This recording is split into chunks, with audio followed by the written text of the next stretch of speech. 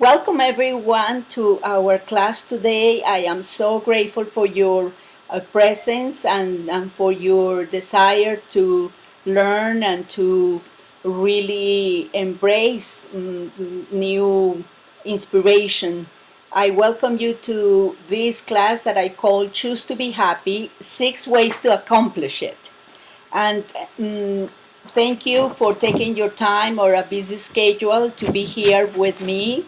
And thank you for your commitment to yourself, because obviously, when we are willing to really put the effort to take a class like this, to read a book, to do things that are good for us, that is a wonderful commitment. So I congratulate every one of you, and I thank you for your presence. Those of you who are not going to be able to be present in person, it's okay, because obviously you are going to probably see the video, watch the class, and that is going to be recorded. That is being recorded right now. So again, thank you, and let's go ahead and start with this wonderful topic that we all have probably heard about it. However, a lot of times it's like, oh my goodness, life is too difficult, too challenging, or whatever it is, and how can I really choose to be happy? And so the wonderful thing is that it's a matter of making the commitment, a matter of setting up the intention, and little by little we can really develop this wonderful habit of being happy no matter what is happening, putting a smile on our face every day from the minute we get up to the minute we go to bed. And sometimes, obviously, I understand that we have a lot of challenges.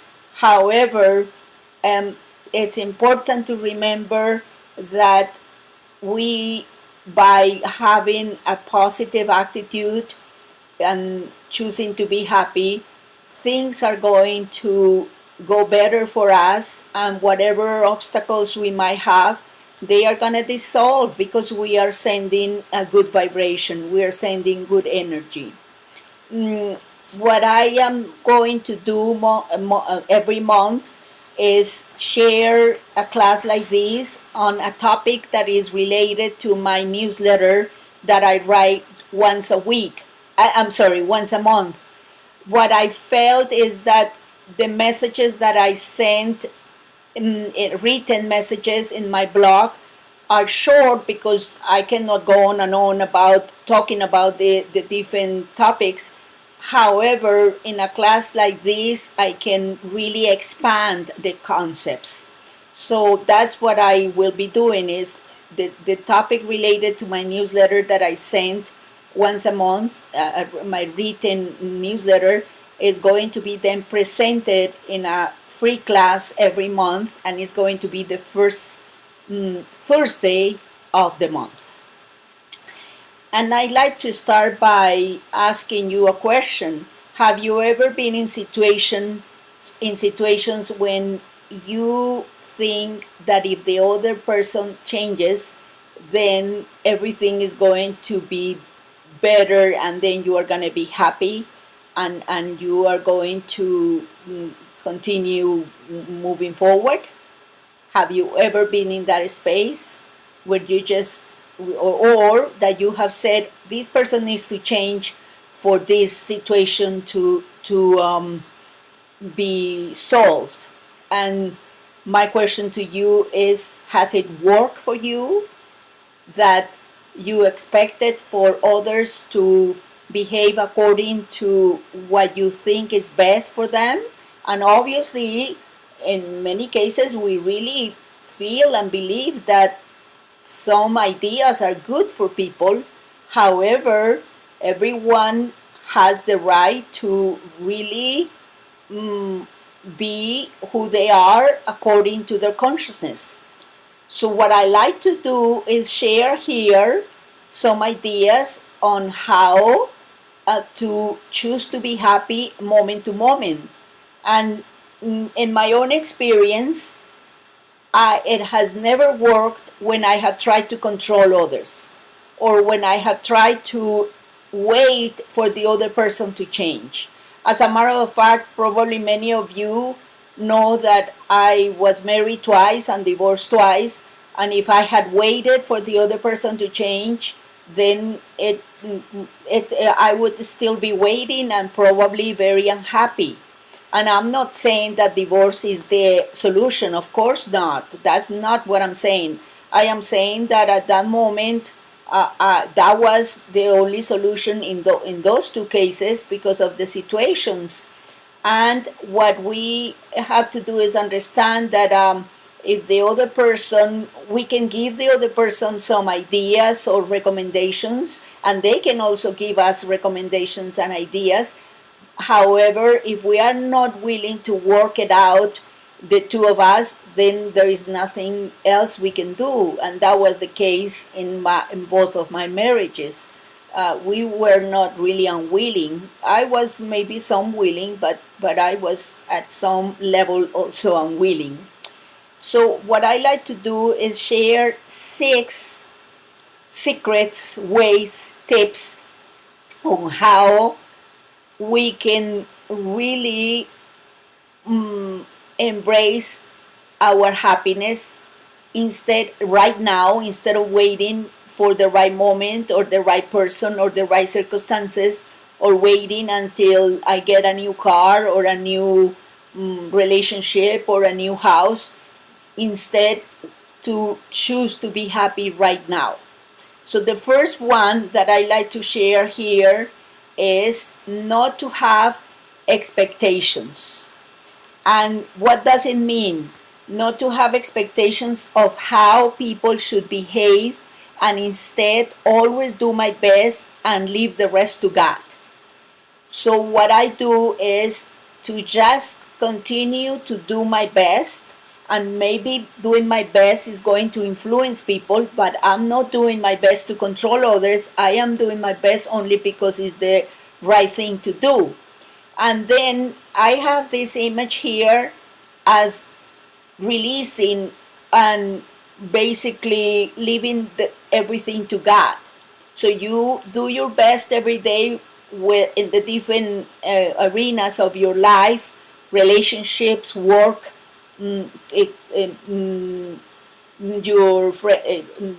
your your career, finances, whatever it is.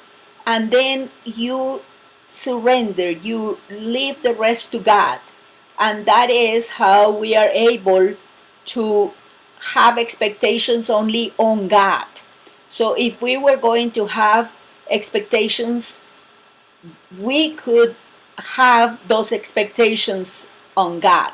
That God is going to love us, that God is going to guide us, that God is going to show us the way to the plan that He has for our lives, that God is going to provide for us. All those expectations we should definitely have. However, those expectations have to be based on faith and on us doing our part, and then letting God do the rest. And what does it mean to do our part and let God do the rest? It means that we are able to really be in attunement with God, that everything we do it from that centeredness of love and peace and joy, and that we are, for example, using positive language, that we are having positive thoughts. That's how we cooperate with God, and God is able to help us with His grace. So what I like to do is ask you to, for a moment, just a moment, close your eyes, and let's go ahead and take a deep breath, and then exhale.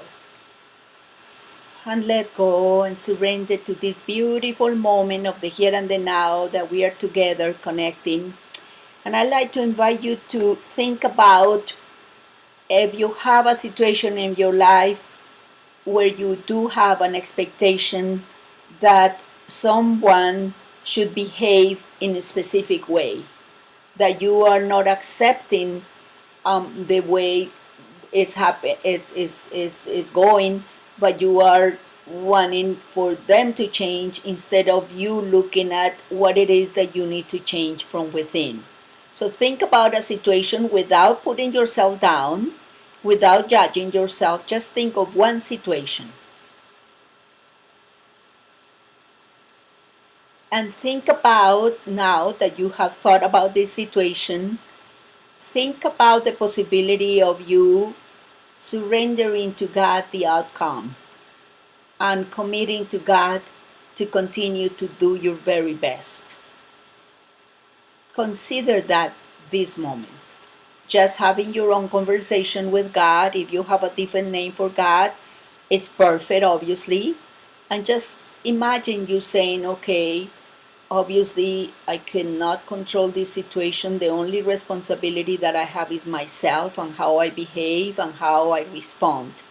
So I'd like to go ahead and surrender this to you, and I'm going to continue to be centered in your love, in your joy, and in your peace. Do your best to really go to that space of surrendering to God and feel that you're just letting go and allowing God to just say, thank you, dear son, thank you, dear daughter. I am happy that you are giving me this situation or this person. I'll guide you, I'll show you the way to a better resolution about this. And now go ahead and take a deep breath and exhale. So this is a wonderful way for you to really do your best and then continue to let go and let God. The no, the tip number 2 is accept people as they are. Accept people as they are. So each person has a different perception of life because of their background, because of their childhood upbringing, because of previous lives, if you believe in reincarnation, and because of many, many things that the person has experienced. So, for example, a person that has been abused emotionally or any other way might be a person that could be a little fearful when he or she becomes an adult. So sometimes that fear shows up in how we behave. And for another person, maybe that fear is not there. So we might have we might have to really be willing to understand that we are not all the same. We are all very, very different, and therefore it is not possible to put people in rigid containers and expect for them to behave the same way. Instead, what I invite every one of us is to appreciate our differences, appreciate our uniqueness. That's what is important. And I think one wonderful way to do it, dear friends, is to think of the positive aspects of that person. Every one of us has positive aspects, and if we dwell on them and we think about them, it's going to be a wonderful, different experience for all of us, for the person and for ourselves. So accept people as they are, and if they have a different opinion or point of view, do not feel intimidated by that opinion or different point of view. Know that this person has the right to have that opinion, and you have the responsibility to respect that opinion, even if the person is quite wrong. Why? Well, obviously, if the person is a person that is attacking you or anything like that, that's different. You would have to set up a boundary or do something drastic. But if the person is not attacking you or going against you, you have to accept that he or she has the right to think the way he or she thinks. And all you have to do is be willing to respect that, to be willing to accept that everyone is not the same way you would like for that person to accept you and to respect you. Maybe your points of view are different also from the points of view of that person, and that person doesn't agree with a lot of things, but maybe that person is willing to just accept that you have different points of views. So it's important not to feel intimidated by the points of view of others, and instead to just be willing to be mm, to be ready to accept people as they are, to love them, to see the positive aspects of them, and to, you can definitely pray for them if they are very wrong. You can definitely pray for them. That's a wonderful way to help. So let's go ahead and do a little exercise. Close your eyes, and I invite you to think of just one person that you at this moment might not be accepting the way he or she is. And feel that person, feel the feeling. Where is that feeling in your body? Maybe it's around your heart chakra, your the area of your chest. And be willing to say, okay, you might have a different point of view, but I'm ready to let it go. I'm ready to accept you just as you are. And imagine that energy traveling up your spine, up to the point between the eyebrows, which is called the spiritual eye, and send it out into the ethers. Send it out to God and say, I surrender this criticism, I surrender this judgment of this person, and I'm willing to just look only at what is a positive aspect of this person, and think about one positive aspect of this person, just one.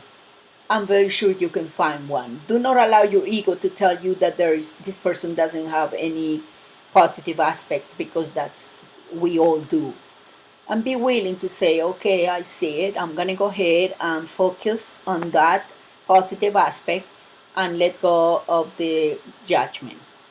And then feel how you just surrender that energy. You fill yourself with love. Feel your, as a matter of fact, this is a wonderful way to, a kind of an exercise to practice, is to do what we just did. Think of the person, surrender the energy to God, the feeling, and then ask God to fill you with His love, with His light, with His kindness. And then, as you feel that your whole body is being bathed by this kindness, go ahead and send that kindness to that person. Go ahead and send that light to that person. Go ahead and see that person being bathed by this wonderful light. Go ahead and do that, dear friends. And that's a wonderful way for you to shift the energy. Okay? So I invite you to go ahead and now take a deep breath and then exhale. So we do have every day the opportunity to practice this wonderful tip, which is accept people as they are. And tip number 3, remember that if there is anything I do not like about the other person, it means that he or she is a mirror of what I don't like about myself. Okay? This is very important to remember. Now, if we understand this without judging ourselves, that's the idea.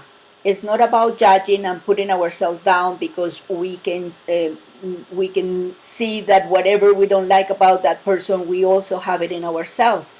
Maybe we have it in a different degree, not at the same level that we have it in that we see it in that person, but maybe it's a different degree.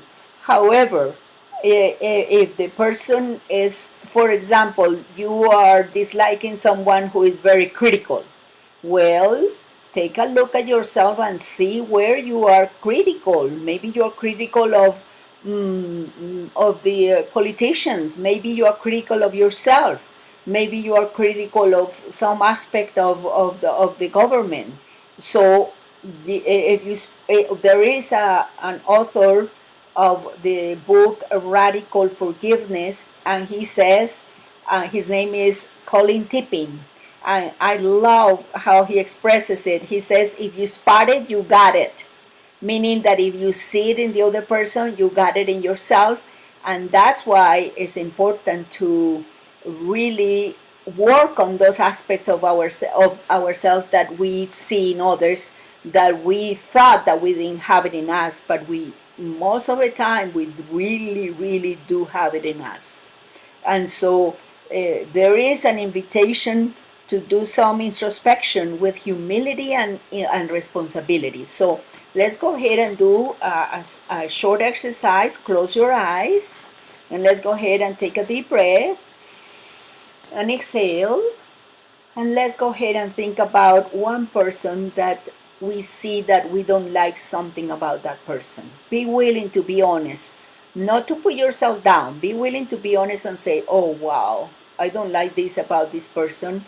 But if I spot it in this person, I got it in myself. And kind of take a look deeper in how what you do not like about this person, you also have it in yourself at some degree. And be willing to say, okay, I see it, I get it. He is a mirror or she is a mirror of what I don't like about myself. I do not like this in her or him because I don't like it in myself. Okay, I'm going to go ahead and I'm going to really go ahead and see how I can overcome this temptation to judge the other person, and instead I'm going to take responsibility and say, oh wow, I do have some work to do. For example, dear friends, if the challenge is criticism, the opposite of criticism could be praise, could be kindness. Okay, so oh, I see, what I have to practice is kindness. Think about the pattern that you don't like about the other person, and then go ahead and think about the opposite quality. Whatever the pattern is, if the pattern is disrespect, let's go ahead and think about the opposite, which would be respect. So think about what is the quality that you need to work on from now on to be able to overcome this temptation to criticize this person. This person is a spiritual um, teacher for you to overcome this pattern and to get into the habit of the new quality. Okay? Oh, well, now I'm going to invite you to go ahead and take a deep breath, and let's go ahead and exhale. Beautiful. So go ahead and continue working with this idea. And when you are in doubt, ask God, what is it that I need to work on? What is my assignment? And then God will guide you. The next one is set up boundaries with respect when necessary. A lot of times I have been doing coaching for many years, and one thing that I see that happens quite often is that people get to a space where they explode, where they just cannot take it anymore.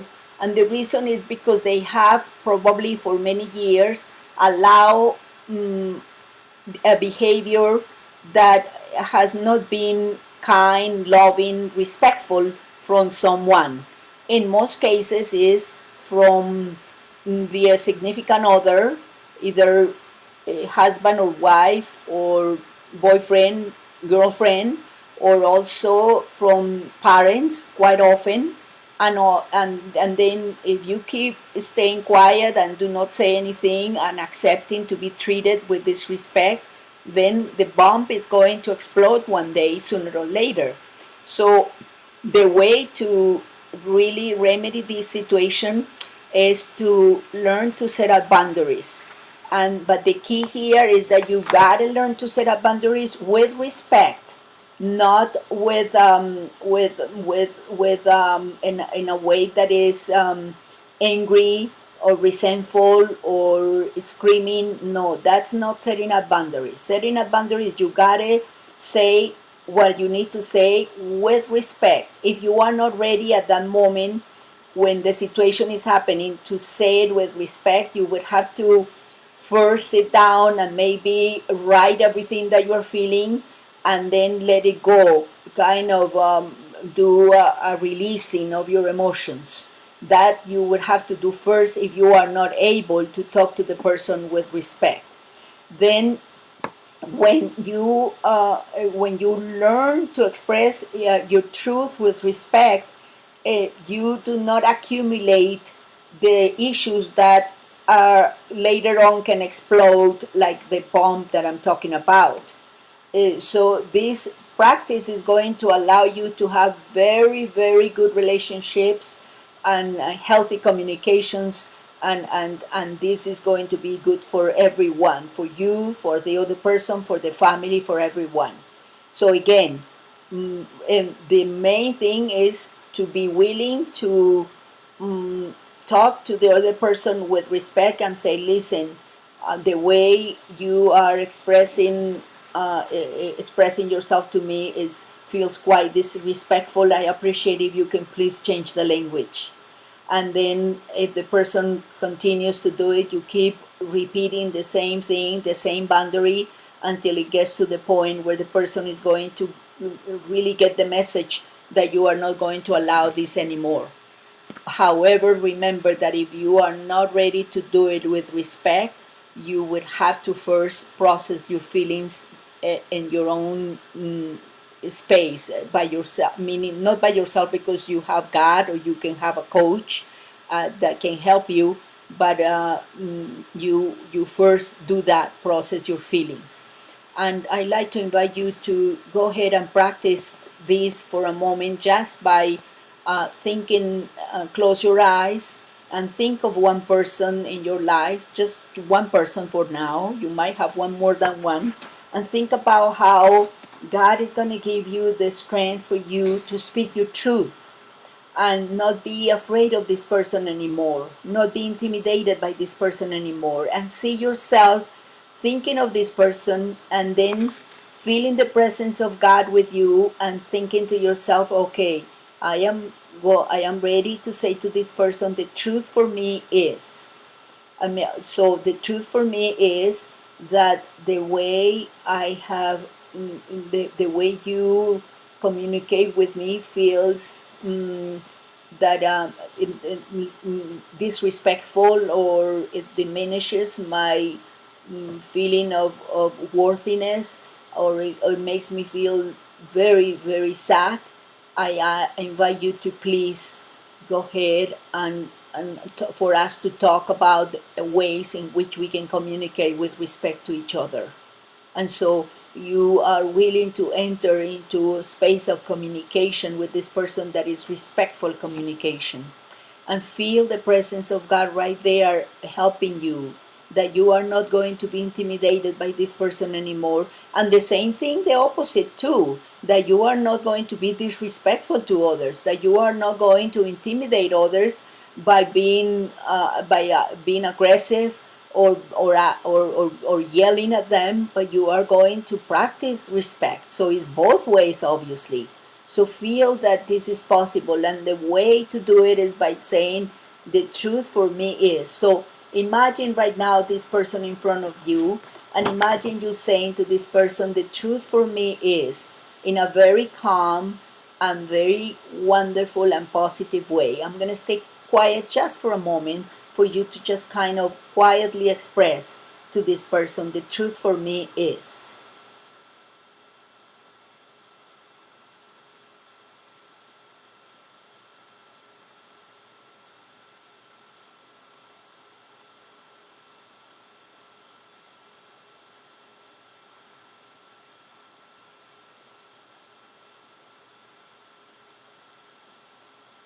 Very good. And now you can go ahead and take a deep breath and open your eyes. And dear friends, it might be that this is going to take a little while to practice and to get to the point where you really feel that the other person is listening. I have in my coaching practice, I have a wonderful practice that is called heart to heart talk, and it's a wonderful way that couples or parents with children or anyone can learn how to communicate respectfully. If you are interested in anything like that, you're welcome to talk to me about it. Gloria, my email is love@gloriaramirez.com, and you can definitely, we can set up an appointment to work on the heart-to-heart communication, which is very life-changing. Let's go with the next one, which is decide if you want to be right or you want to be happy. If you want to be right, most of the time you're going to look like this person, quite angry and disappointed, and your energy is going to be obviously very contracted. But if you decide to be happy, you are not going to allow anyone to take your happiness away from you. No matter what is going on around you, no matter how many challenges, you decide to be happy. And this is a wonderful way to really think about how you are the only one who has the final say, that if you want to be right or you want to be happy. Unfortunately, many cases we want to be right only because our ego is pushing us to be right. However, our soul always wants for us to be peaceful and wants to be happy and wants to be loving.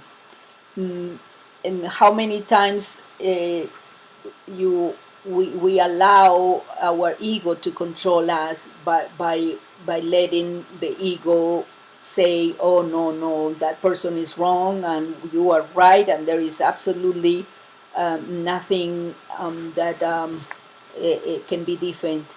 And then ego pushes us to basically force our opinions on other on other people, control people. That's what ego loves to do, and wants to have that sense of power and that sense of I am right. However, if you find yourself in that situation, I invite you to practice humbleness and let go of the need to be right and embrace the peace and the happiness that resides within you. That's really at that moment that we have to do it. We have to be attentive, be conscious, and if it happens that I am going into a situation that is people want only their only point of view, you don't have to fight. You can just say, okay, I respect your opinion and I do have my opinion, and I think we can change the conversation now. So let's go ahead and close your eyes for a moment and think about one situation in which you might be forcing your opinion on someone, and therefore you want to be right. You want to really you are maybe not knowing it, but you are having a power struggle with someone. Think of one person and think about how unproductive that is, that you keep saying this is what I defend and I want, and the other person keeps saying the same, and then you don't get to any resolution. And be willing right this moment to think that there is another way. There is another way when you can say to the other person, okay, I hear you, this is what you believe and this is what you like. Is there any possibility that we can talk about a mutual agreement? Is there a possibility where we can see if we can compromise? And if you come from an energy that is soft, nice, not overpowering, then the other person can be quite open to say, okay, let's do it. If you come from a space of sweetness and kindness and humbleness, the other person might say, okay, let's talk about it. Let's see how we can compromise about it. So think about that for a moment with this person if you are willing to go to that space, and always, always with the knowing that the presence of God is with you, the knowing that God is behind everything and that God can help you, can guide you. Feel that. Don't have to do this alone. Okay? So now let's go ahead and take a deep breath and exhale. Okay. And then the last one, that the last tip or way that we can choose to be happy is one that is extremely important, dear ones, and it's be committed to unconditional love.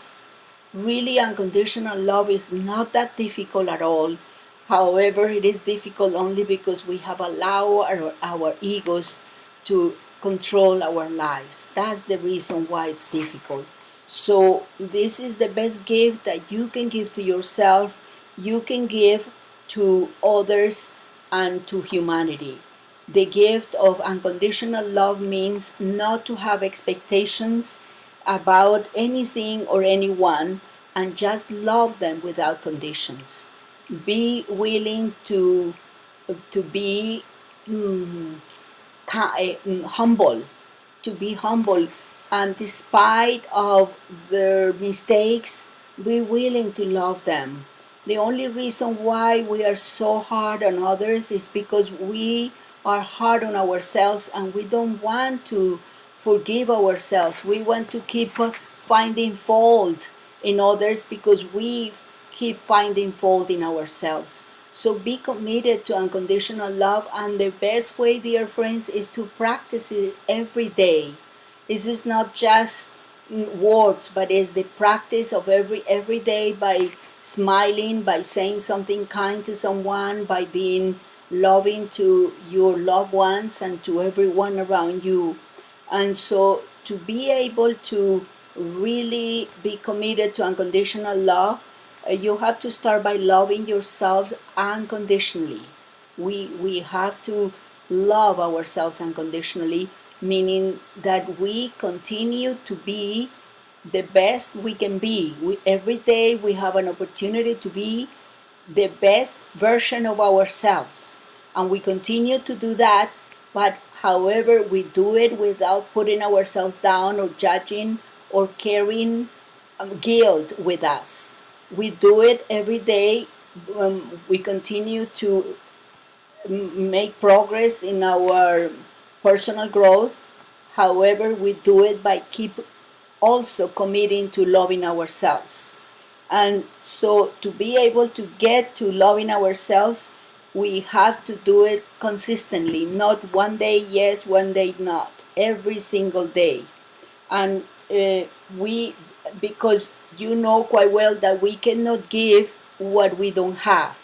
If we don't have unconditional love for ourselves, how are we going to share with others? But the more we respect ourselves, the more we love ourselves, the more we are going to really be able to love others. And the invitation is to continue to embrace yourself with love and compassion, and then you will have the same love and compassion for others. That's really the secret here. Keep loving yourself, and go ahead and close your eyes and go ahead and feel the love of yours, the love of God, number one, all around you like a beautiful waterfall of love, hugging you with love and saying, I love you, my child. And feel yourself loving yourself and saying, thank you for participating in this class. Thank you for listening to this recording. For those of you who are going to be listening to the recording, thank you so much for your willingness to become a better version of yourself every day. Thank you. I am so grateful. And feel that beautiful hug, hugging yourself so nicely that you feel that energy of God that is right there in you and is flowing in and through you. Feel that love, and feel that as you love yourself and you say, I love and accept myself as I am, you also can say, I love and accept others as they are. I am willing to love and accept others as they are. I am willing to love myself unconditionally, and I am willing to love others unconditionally. Keep affirming that and keep doing your best every day to express that commitment, the commitment to unconditional love. So now go ahead and take a deep breath and then exhale. Beautiful. We have come now to the part of the class that is about the session of questions and answers. And here I invite you to go ahead and share if you have any question or any comment about this presentation. And then after we do our session of questions and answer, I do have a couple of other things to share. And so this is going to, the questions and answer is just going to be a few minutes. So let's go ahead and see if there is anyone who would like to share